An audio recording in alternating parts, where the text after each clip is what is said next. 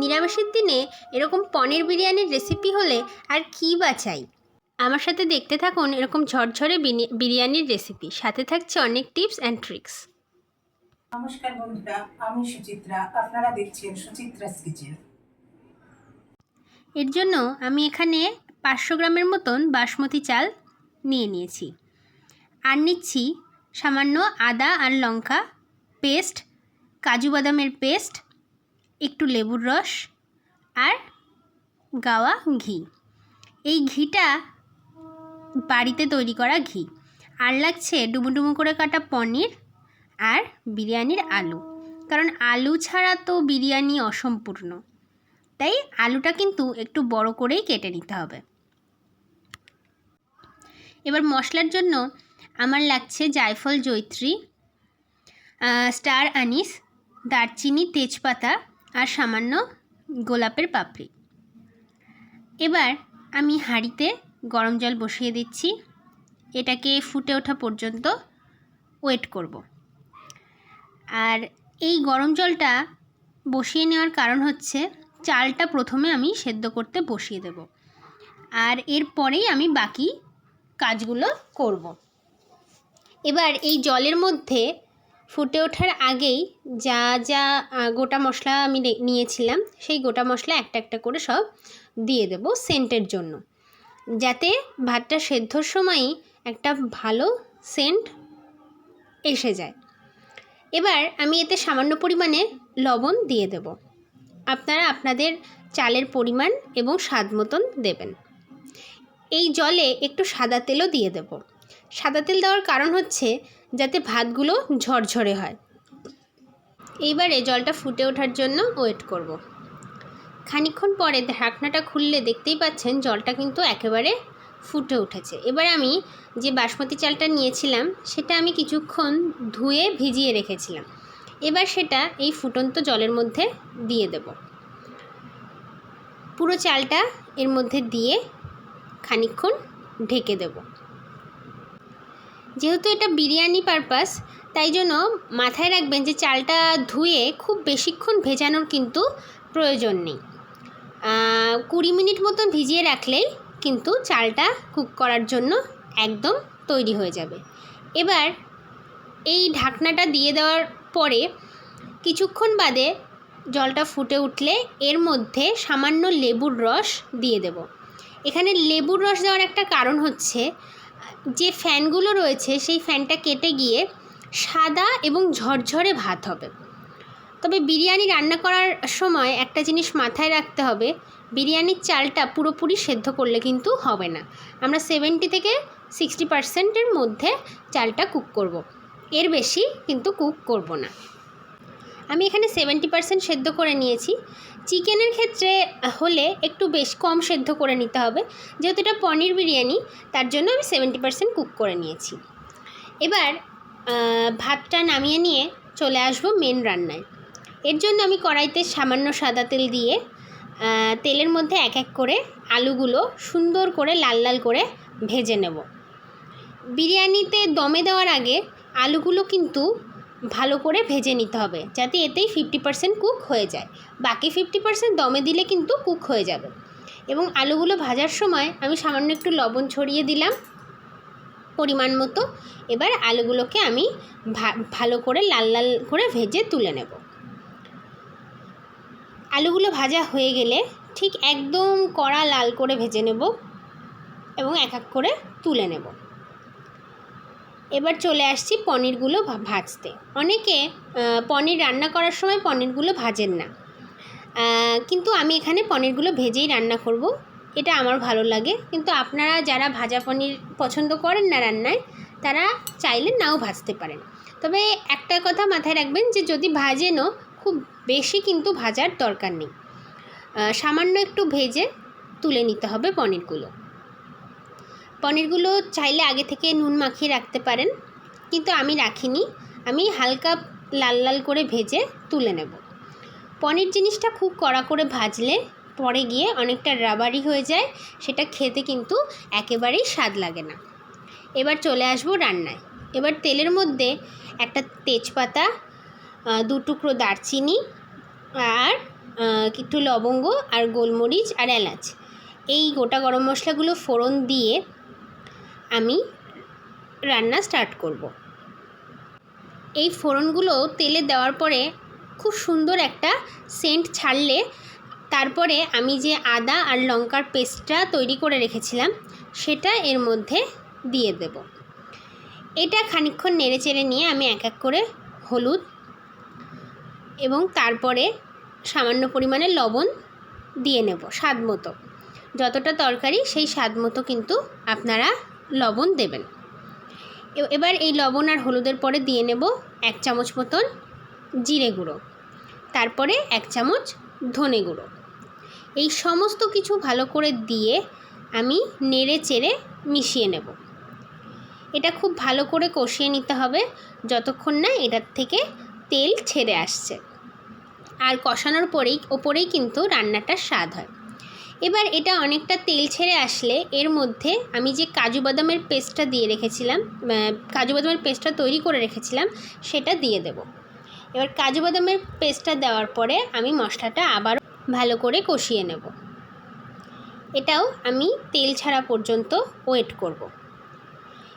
কিছুক্ষণ ওয়েট করার পরে এর মধ্যে ভেজে রাখা আলুগুলো দিয়ে দেব, যাতে এই আলুগুলো অনেকটা জুসি হয়। এবার আমি ঢেকে দিয়ে ওয়েট করব যতক্ষণ এটা থেকে তেল ছেড়ে আসছে। দেখুন আলুগুলো কিন্তু অলমোস্ট সেদ্ধ হয়ে গেছে। এবার আলুগুলো কিন্তু আমি এক এক করে তুলে রাখবো। যেহেতু এই আলুগুলো দমে বসাতে হবে তাই আমি এর বেশি ওভারকুক করব না। আলুগুলো তুলে নিলাম, আর পনিরগুলো কিন্তু এই অবস্থায় আগেই দেব না। এবার এক এক করে রান্নাটা প্রায় হয়ে আসার সময় পনিরগুলো দিয়ে দেব।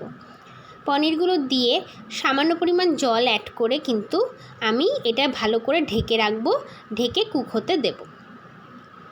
রান্না হয়ে আসলে নামানোর আগে সামান্য পরিমাণে গরম মশলা বা বিরিয়ানি মশলাও কিন্তু আপনারা এখানে দিতে পারেন।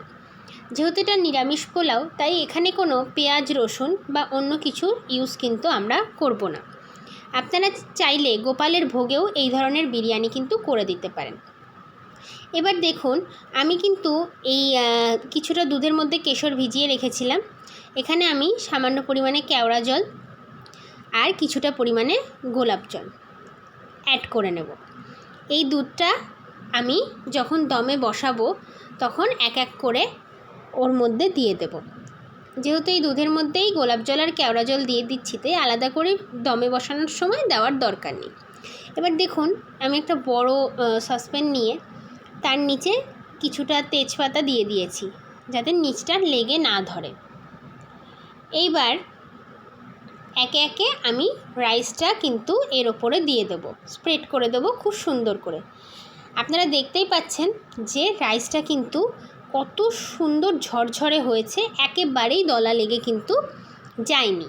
আমি যেভাবে বলেছি সেইভাবে যদি আপনারা ভাতটা সেদ্ধ করেন তাহলে কিন্তু কোনোভাবেই দলা লেগে বা কোনো রকম লেগে যাওয়ার চান্স কিন্তু থাকবে না। এবার ভাতটা ভালো করে স্প্রেড করে দিয়ে আমি একে একে আলু এবং পনিরগুলো এর ওপরে এক লেয়ার দিয়ে দেব। সামান্য ঝোল এবং আলু দিয়ে পনির দিয়ে ভালো করে একটা করে লেয়ার দিয়ে দেব। আপনারা যদি পেঁয়াজ দিতে চান তাহলে দিতে পারেন, কিন্তু আমি আবারও বললাম যে যেহেতু অনেক সময় ভোগেও বিরিয়ানি রান্না করতে ইচ্ছা হয় বা নিরামিষের দিনগুলোতে যারা পেঁয়াজ রসুন খান না তাদেরও বিরিয়ানি খেতে ইচ্ছা হয়, তো তাদের কথা মাথায় রেখেই কিন্তু আমি এই বিরিয়ানিটা তৈরি করেছি। তো এইবার সামান্য পরিমাণে দিয়ে আমি একটু ঘি দিয়ে নিলাম। ঘি দিয়ে এবার বিরিয়ানি মশলা কিন্তু আমি চারিদিকে ছড়িয়ে দেব। আর যে দুধটা আমি রেডি করে রেখেছিলাম গোলাপ জল, কেওড়া জল এবং কেশর দিয়ে, সেটাও আমি সামান্য করে দিয়ে দেব। এভাবে আমি প্রত্যেকটা লেয়ার কিন্তু করে নেব। এই লেয়ারটা দেওয়ার পরে তারপরে আমি আবারও রাইস দিয়ে আলু আর পনিরগুলো কিন্তু ঢেকে দেব সুন্দর করে, এবং এর ওপরে আবারও কিন্তু আমি আরেকবার আলু এবং পনিরগুলো দিয়ে দেব। ঠিক একই প্রসেসে আমি বারবার রিপিট করব। আপনারা চাইলে এর বেশি লেয়ারও দিতে পারেন, কিন্তু আমি এই কটা লেয়ারই দিয়েছি। ঠিক একইভাবে আলু দিয়ে কিছুটা ঝোল দিয়ে আপনারা চাইলে ঝোলটা স্কিপ করতে পারেন। কিন্তু সামান্য ঝোল দিলে খেতে ভালো লাগে, টেস্টি হয়। আবারও বিরিয়ানি মশলা, একটু ঘি আর একটুখানি ওই দুধের যে মিশ্রণটা তৈরি করে রেখেছিলাম ওটা দিয়ে এক এক করে যে পনিরগুলো আমি ঝোলে দিয়েছিলাম সেগুলোও কিন্তু স্প্রেড করে দেব। চিকেন বিরিয়ানির ক্ষেত্রে ঠিক একই প্রসেসেই করতে হয়, শুধু বেরেস্তা লাগে আর চিকেনটাকেও একটু অন্যভাবে রান্না করতে হয়। তাছাড়া বাকি প্রসেস কিন্তু একেবারেই সেম। আর এভাবে পনির বিরিয়ানি কিন্তু রান্না করলে আমি নিশ্চিত আপনারা এর স্বাদ কিন্তু কখনোই ভুলতে পারবেন না, এবং এটা মারাত্মক টেস্টি হয়, যা দোকানের স্বাদকেও কিন্তু হার মানিয়ে দেবে। যদি আমার রেসিপি ভালো লেগে থাকে আপনারা একটাবার বাড়িতে কিন্তু এভাবে ট্রাই করে দেখতে পারেন। যারা মটন বা চিকেন পছন্দ করেন তাদের জন্য মটন বিরিয়ানি বা চিকেন বিরিয়ানি সব, কিন্তু যারা মটন বা চিকেন খান না কিন্তু বিরিয়ানি খেয়ে খাওয়ার ইচ্ছে করে তারা কিন্তু এভাবে খেয়ে দেখতে পারেন। আমি নিশ্চিত যে কোনোভাবেই এটা আপনাদের নিরাশ করবে না। ব্যাস আমি আবারও আরেকটা লেয়ার খুব সুন্দর করে দিয়ে নিলাম। এবার আমি ওপরে দেওয়া সবগুলোকে সুন্দর পনিরগুলোকে আলুগুলোকে ভালো করে ঢেকে দিয়ে এবং বাকি যে কটা পনির ছিল ওপরে ভালো করে স্প্রেড করে দেব, এবং বাকি যেটুকু দুধ ছিল সেটাও দিয়ে দিলাম, একটু ঘিও দিয়ে দিলাম, দুধটুকুও পুরোটা দিয়ে দেব এবং একটু বিরিয়ানি মশলা ভালো করে স্প্রেড করে দেব। এই হচ্ছে আমার বিরিয়ানির সমস্ত টিপস এবং ট্রিক্স। এবার কিন্তু দমে বসানোর পালা। দমে বসানোর জন্য আমি একটা অ্যালুমিনিয়াম ফয়েল এর ওপরে ভালো করে আটকে দিয়েছি, যাতে কোনোভাবে কোনো হাওয়া পাস না করে, কারণ হাওয়া পাস করলে কিন্তু দমটা ভালোভাবে হবে না। এবং দেখুন এই অ্যালুমিনিয়াম ফয়েলের ওপরে আমি একটা ঢাকনা দিয়ে তার ওপরে একটা নোড়াও চাপিয়ে দেব, কিন্তু আমি এটা ডাইরেক্ট হিটে বসাবো না। এর জন্য আমি এর আগে একটা তাওয়া হিট হতে বসিয়ে দিয়েছিলাম, এবং এই তাওয়ার ওপরেই কিন্তু আমি এই সসপ্যানটা বসিয়েছি এবং প্লেটের ওপরে একটা নোড়াও চাপিয়ে দিয়েছি, যাতে কোনোভাবে হাওয়া পাস না করে। এরকম করে আমি মিডিয়াম টু লো ফ্লেমে আমি 15 মিনিট মতন দমে রেখে দেব। আর 15 মিনিট হয়ে গেলে কিছুক্ষণ গ্যাসটা বন্ধ করে রেখে ওয়েট করে তারপরেই কিন্তু আমি এই ঢাকনাটা খুলব, এবং আপনারা দেখতে পাবেন যে কি দারুণ ঝরঝরে এবং একটা দুর্দান্ত স্মেলযুক্ত বিরিয়ানি কিন্তু একদম রেডি হয়ে গেছে। দেখতেই পাচ্ছেন যে বিরিয়ানিটা কত সুন্দর এবং ঝরঝরে হয়েছে, এবং খেতেও সত্যি অসাধারণ হয়েছিল। আপনারা কিন্তু অবশ্যই বাড়িতে ট্রাই করবেন, আর ট্রাই করে কেমন লাগলো খেয়ে আমাকে কিন্তু অবশ্যই জানাবেন। কমেন্ট করে জানাতে ভুলবেন না। আমাদের রেসিপি যদি ভালো লেগে থাকে তাহলে লাইক, কমেন্ট, শেয়ার, সাবস্ক্রাইব করে পাশে থাকবেন। আশা করি পরবর্তীতে আপনারা পাশে থাকলে আরও সুন্দর সুন্দর রেসিপি নিয়ে আসতে পারবো। ব্যাস এবার থালায় পরিবেশন করে খেয়ে নেওয়ার পালা।